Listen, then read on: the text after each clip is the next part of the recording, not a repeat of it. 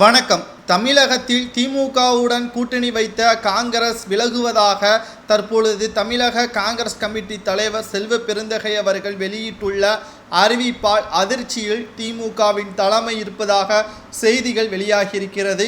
இத்தனை ஆண்டுகாலம், கிட்டத்தட்ட 57 ஆண்டுகாலம் திமுகவுடன் கையேந்தியது போதும் தொகுதிக்காக தமிழகத்தில் காங்கிரஸ் திமுக மட்டுமல்ல மற்ற கட்சிகளுக்கு தொகுதிகளை பங்கிட்டு வந்தது. ஆனால் தற்பொழுது காங்கிரஸ் திமுகவுடன் கையேந்த நிலைமை 57 ஆண்டுகளாக உருவாகிவிட்டது.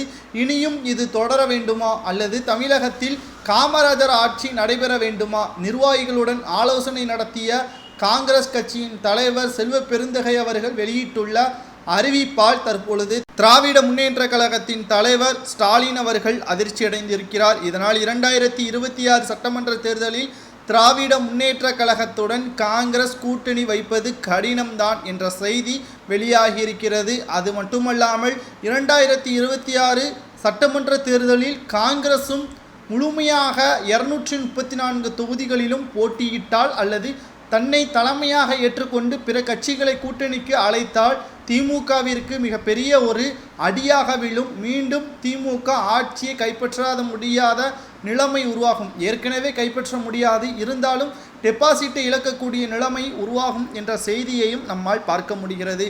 இதனால் என்ன செய்வதென்று தெரியாமல் ஸ்டாலின் அவர்கள் உடனடியாக தமிழக காங்கிரஸ் கமிட்டி தலைவர் செல்வ பெருந்தகை அவர்களை அழைத்து பேச உள்ளதாக செய்திகளும் நமக்கு கிடைக்கப்பெற்றிருக்கிறது. 2024 மக்களவைத் தேர்தல் முடிவிற்கு முன்பாகவே காங்கிரஸ் கூட்டணி விலகுவதாக தெரிவித்திருப்பது அதிர்ச்சியை ஏற்படுத்தியிருந்தாலும் திராவிட முன்னேற்ற கழகம் 2026 சட்டமன்ற தேர்தலை தற்பொழுது எதிர்நோக்கி செயல்படுத்தப்பட்டு வருகிறது. அதற்கான வேலைகளை தற்பொழுதே ஆரம்பித்துவிட்டது. மேலும் விழுப்புரம் போன்ற முக்கியமான தொகுதிகளில் திராவிட முன்னேற்ற கழகம் ஆலோசனை நடத்துவதற்காக காங்கிரஸ் கட்சியை அழைத்த பொழுது அவர்கள் மறுப்பு தெரிவித்தது மேலும் அதிர்ச்சியை திமுகவிற்கு ஏற்படுத்தியிருக்கிறது. பொறுமையாக இருந்து பார்க்கலாம். திமுக காங்கிரஸ் கூட்டணி 57 ஆண்டுகளை மேல் தொடர்ந்து செயல்படுகிறதா? 57 ஆண்டுகள் கையேந்தியது போதும் என்று நினைத்து கொண்டு மீண்டும் காமராஜர் ஆட்சியை மலர வைப்பதற்கு காங்கிரஸ் முயல்கிறதா என்பதை நாம் பொறுத்திருந்து பார்க்கலாம். காங்கிரஸ் எடுத்த முடிவு சரியானதா என்றால் கமெண்ட் வாயிலாக கூறுங்கள்.